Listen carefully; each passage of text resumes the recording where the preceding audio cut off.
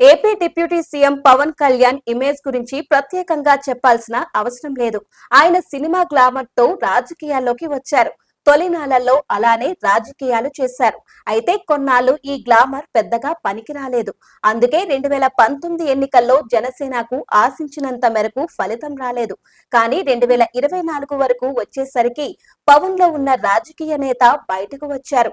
ఇది కనిపించని కదలికను తీసుకువచ్చింది. కౌలు రైతులకు సాయం చేయడంతో పాటు రహదారుల దుస్థితిపై పవన్ కళ్యాణ్ వైసీపీ హయాంలో జోరుగానే స్పందించారు.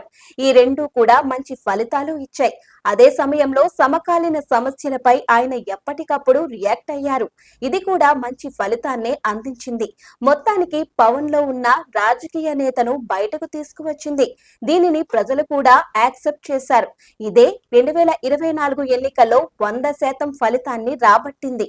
అయితే పవన్ ఇమేజ్ పట్టణాలు, నగరాలకు మాత్రమే పరిమితమైందన్న వాదనను ఇక్కడ తోసిపుచ్చడానికి వీల్లేదు. ఎందుకంటే సమయభావం కావచ్చు, లేదా రాజకీయంగా ఇంకా పుంజుకోలేదన్న ఉద్దేశం కావచ్చు. మొత్తానికి గ్రామీణ రాజకీయంపై అయితే పవన్ ఏడాది కిందటి వరకు పట్టు బిగించలేకపోయారు. దీనిని గమనించిన వైసీపీ గ్రామీణ స్థాయిలో తమకు ఉన్న పట్టును కదిలించే శక్తి పవన్ కు లేదని పేర్కొనడం ప్రారంభించింది. పవన్ కళ్యాణ్ గ్రామీణంపై దృష్టి పెట్టారు. ఇప్పుడు వైసీపీ చెబుతున్న గ్రామీణ రాజకీయాలపై పవన్ కళ్యాణ్ పూర్తి పట్టు దక్కించుకున్నారు.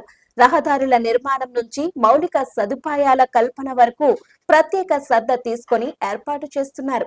ఇక పంచాయతీలకు నిధులు ఇవ్వడంలోనూ, పనులు ముందుకు సాగేలా చేయడంలోనూ పవన్ పేరు మారుమోగుతోంది. సో పవన్ ఇమేజ్ ఇప్పుడు గ్రామీణ స్థాయిలో కనిపించని కదలికను తీసుకువచ్చింది.